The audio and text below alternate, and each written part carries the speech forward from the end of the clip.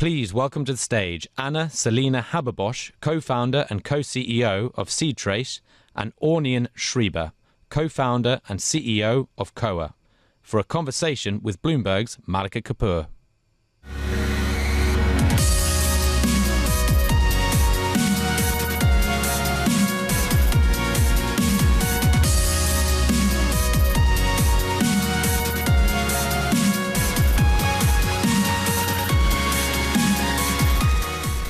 Great to have you with us, and we'll get started in a second. Just a reminder to please send in your questions. We'd love to hear from you, and send in your questions. We'll try our best to get to as many of them as we can. So we're here to talk about supply chain transparency, and you both have the same goal. You want to increase transparency along supply chains. Your company, Seedtrace, Anna, provides a platform that helps make this possible, and your company, Anian, you use Anna's platform to increase transparency. Anna, let me begin with you. By launching Seedtrace, what were you trying to solve for? Yeah, thank you. Well, with Seedtrace, we try to rethink traceability and transparency from a sustainability angle. So until now, I think we've been asking ourselves, when we talk about traceability, when was the product where, right? That was the question we were asking. Where does it come from? When was it where? And I think it's time to ask, what's the impact along the supply chain as well, and ingrain that into the way we think about it. And that's what we try to do. So we focus very much on collecting, assessing, and then also sharing relevant social and environmental data along the supply chain. And I think transparency kind of is just the backbone of any conscious decisions that we have to make for the environment and for the people. And I think we think of transparency a lot towards consumers, but we need transparency between businesses. We need it along the supply chain so that we can make conscious choices, both towards B2B partners in our operations and as consumers. And we are trying to enable that with our platform and the way we work. And then you work with cocoa farmers in West Africa, which is where 80% of the world's cocoa production happens. Why did you decide to use Seedtrace? Yeah, so maybe let me first explain a little bit what we do. So we work in cocoa, that's true. We have 2 factories in Ghana, in the second largest producer of cocoa in the world. And if you look at the cocoa fruit itself, actually the cocoa beans, what we saw here or see here, the commodity prices of this are actually the kernels of a fruit, which is 75% bigger. So right today, only 25% of the entire fruit are utilized. And we have developed a process how the cocoa pulp around these cocoa beans, which actually are kernels of a fruit, are utilized so similar like you would use an orange juice around the orange kernels. And that's what we turn into juice, concentrate and powder, and sell as B2B player into the ingredient industry. And with this, we can reduce food waste, and we can increase the income of the smallholder farmers, which we work with, by 30%, by not fighting over the cake of this expensive cake now, but making it bigger so that everybody can benefit. And why are we working with Seedtrace is we have this new ingredient, right? We have a fascinating ingredient that has so much positive impact. And what we believe as an ingredient provider, we not only have to provide a great, tasty ingredient. Unfortunately, we don't have it here because it didn't come in time, but I know, we were trying to get the juices for you all to try. So that's always the best about a product, to try it.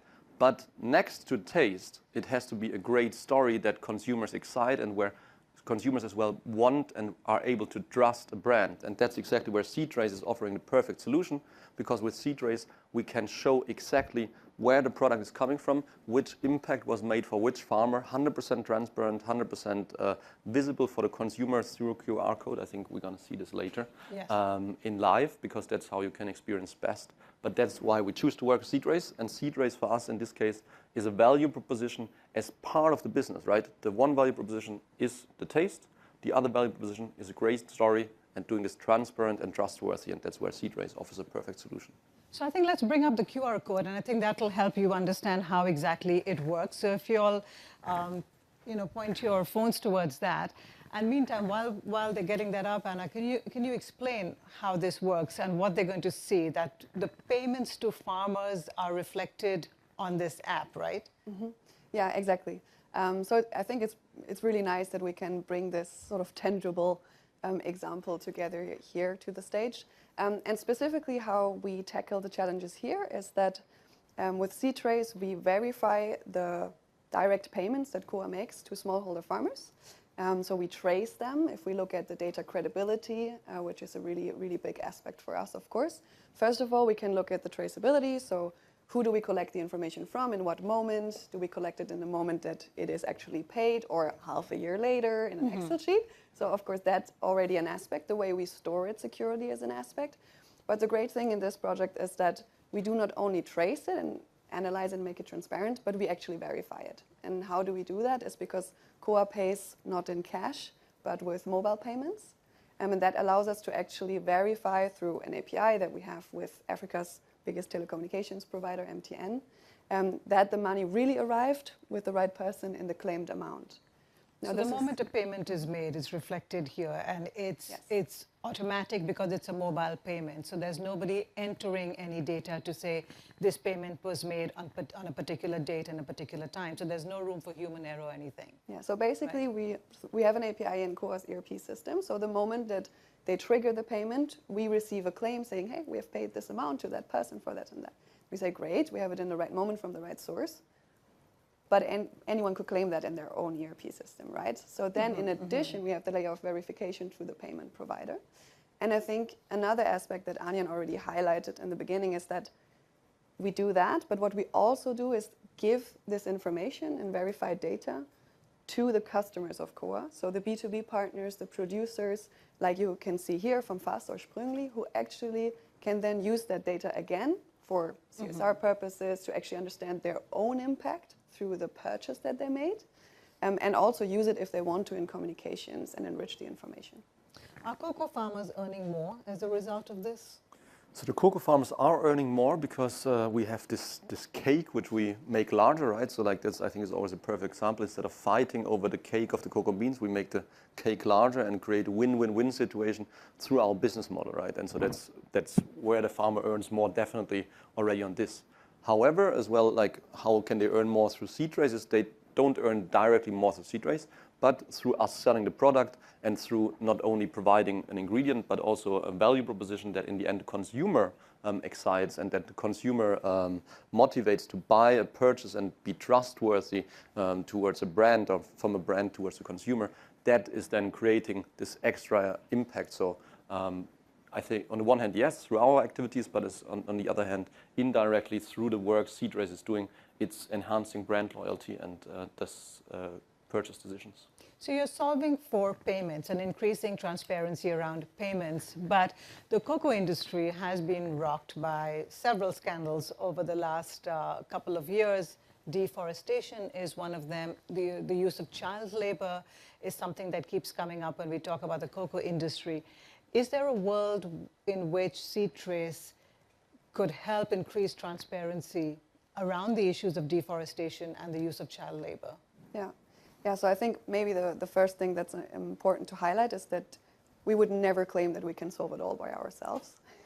So that for sure. There are many things we cannot replace, right? So for instance, people and audits on the ground, we cannot replace that as a technical solution. But of course, what we do factors into these aspects. So for instance, a lot of the big cocoa companies or chocolate producers, they have programs in place to secure living incomes, which is very closely related to the topic of child labor, because you need to make sure that families earn enough money so that they can live from it, so that the children do not have to go to work. So what we do with some of our customers is that we track the KPIs to measure wherever people can live from the money that they earn. So that obviously factors into the child labor aspect, as many others. And it's a very complex field, because if you want to calculate a living income of a person, it's not enough to know how much they earn and put it next to a global benchmark that is maybe 2-3 years old. You actually need to collect a lot of additional information, right? About the household, about other incomes that they have, about the costs that they have. So that's one aspect. And with regard to the second one that you highlighted with deforestation, of course, because we focus on the first mile data collection and on primary data collection. And actually knowing where the products come from, collecting the polygons of the farms, the geodata is part of what we do in the first mile collection. And that then allows companies to do the deforestation risk analysis. But again, we are not a geospatial focused company. We would partner with other organizations that focus on the satellite imagery to make the risk analysis. We feed them with the primary data, and then we give our customers the risk analysis. I want to bring up Unilever. Now, as many of you in this audience would know, that Unilever, which for a very long time has been the poster child for sustainability and ESG issues, recently announced that they're going to roll back some of their sustainability targets. This is not a good message for people like you. How worried are you about how this is going to impact people and companies that are committed to sustainability? So I think if we look at the last 4 years, if I look into my entrepreneurial journey, I think there were a lot of headwinds coming, and so much roller coaster going up and down. And of course, there's a lot of worries right now, like where do I prioritize my business activities? But do we have to focus in long term on being sustainable? I actually don't like the word sustainable too much. I like more the word responsible, right? And do we treat sustainability, responsibility as a separate part of the business or as core of our business? I think that's the challenge here, right? Because what Unilever did, they really made like this, really step back from the whole approach. And I can understand it to some extent, because if you want to do business the right way, it's not easy, right? It requires stamina. You have to continue doing it. However, what is the option, right? So, and I think one of the big problems for Unilever is that they treat responsibility in business as a either or. You can be profitable or you can be sustainable. And I think that's one of the biggest problems and the biggest mistakes we have in management, that we say, oh, my business has to be profitable, so I cannot do sustainability. No, it has to be the core of the business model, right? And that's maybe giving you 2 examples of my personal career, which I went through the last 12, 15 years, is I worked in solar energy already 14 years ago. And back then I tried to work with the large energy producers in Germany, like RWE and Anian and so on, right? And when I went there trying to look for projects together, they laughed at me. They said, coal energy is the best thing we can have. It's so cheap, it's so affordable. Why should I do renewable energies? Well, 5 years later, they were bankrupt, right? So the question is not, do you do either or how do I integrate in my business early enough? And that was energy, right? Energy is very prominent in terms of CO2 and sustainability, but that's in the field of all of our activities. And I think therefore the biggest pledge, whoever you talk to in business, is not ask, is it either or, but to say, how can we make it and how can we bring sustainability in the core of the business model and the CEO attention, right? And the other example now, what we had at the screen was chocolate and was cocoa. For 40 years, there was an unsustainable business model for the farmer. The farmer just didn't earn enough money. Most of them live well below the poverty line. And so, of course, at one point, they don't continue being in business anymore, because you would not run business if you're not profitable as well, right? And so they cut down the cocoa trees. And they made galamse, illegal gold mining in Ghana it's called. And all of a sudden, the chocolate prices or the cocoa prices go skyrocket. I was just last week or this week at the World Cocoa Conference in Brussels. And there is no discussion that a lot of the players will not survive this cocoa price hike because it's just too much. So the business model for cocoa, for chocolate, is not working anymore. And so bring this back to the Unilever case.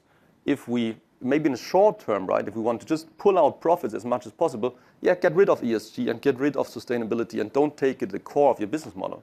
But if you want to be in for longevity of your business, if you think about returns in the next 20, 30 years, there's no question that we have to do that, right?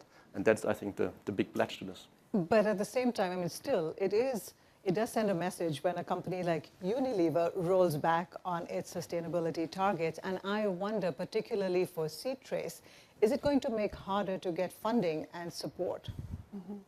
Yeah, I think we were talking about this also yesterday. And I think one of the challenges that are maybe interestingly reflected in Unilever making this choice, we also have it. And that is that the question where the pressure for more sustainability or more socially and environmentally conscious choices comes from is shifting, right?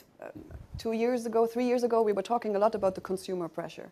So if you don't build that transparency, if you don't, communicate B2C about your sustainability ambitions, then you're going to lose market share.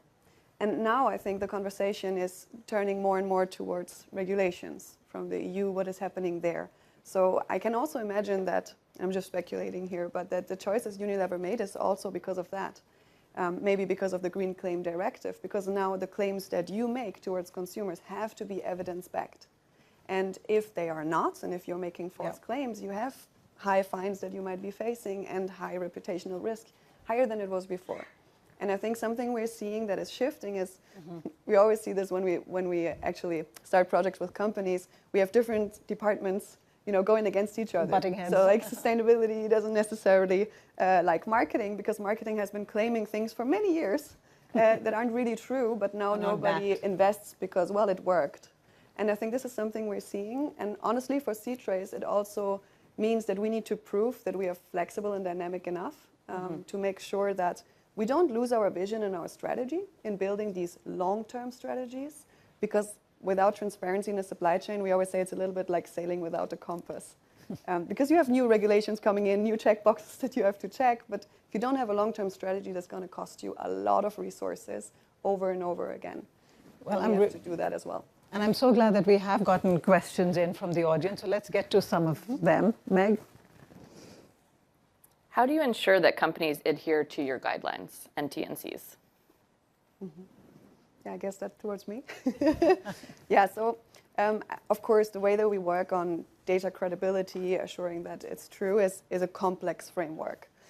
Some of the things we can check them and verify them, as we do with the payments for Koa, because there is an independent third party that we can involve and integrate, but that's not always the case. So that's why we have an impact framework. We also integrate certification, audits, different social and environmental claims that are clustered there alongside the SDGs, where we can request different documentation or a thumb up of a relevant third party.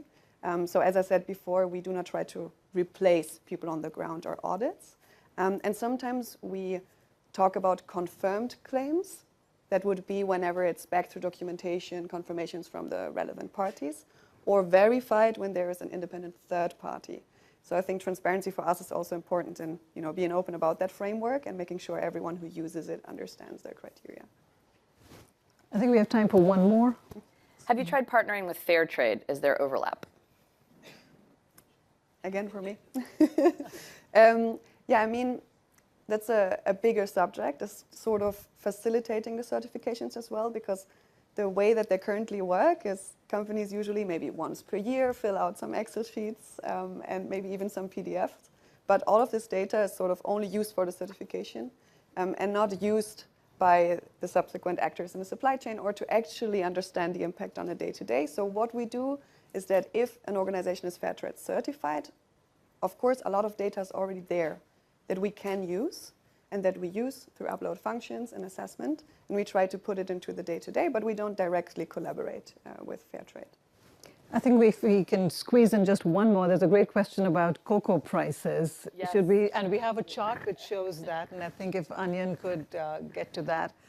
Do you have that? Yeah, absolutely. And you kind of touched on it a little bit, but the question was how, with the price of cocoa being so high, why are the farmers' incomes still so low? So how do you address the pricing, the income for farmers? Yes, I think it's a very complex topic, let's say that way. And I try to put it quite easy, right? It's simply bargaining power. You have an average size of a cocoa farmer we work with in West Africa, where most cocoa is coming from, is 2.5 hectares, right? And they live well below the poverty line, so they cannot hold back their commodity or something, right? So like they are just on the mercy of whoever is buying. And so you have 4.5 million of the smallholder farmers. Above this, you have 2 governments that are involved as well in the sector and regulation that should do something for the farmers, which they partially as well do. But as well, they have other challenges in developing countries. And then you have got 3 traders, 3 of the bigger traders, and around 10 processors in the end that make 95% of the global market, right? And if you then ask the market or the players, so why do you not just increase the income for the farmers? They say, yeah, the market doesn't allow it. Well, the market is 15 people. You can put them around the table, let them talk with each other, and I'm sure they find a sensible solution. But I think the pure answer for it is just simply disparity between the world market price and the price that the farmer reaches at the farm gate, which is now a spread of, I think the farm gate price per ton is around 2,000 and 9,000 tons is earned in between. $9,000 per ton is earned in between.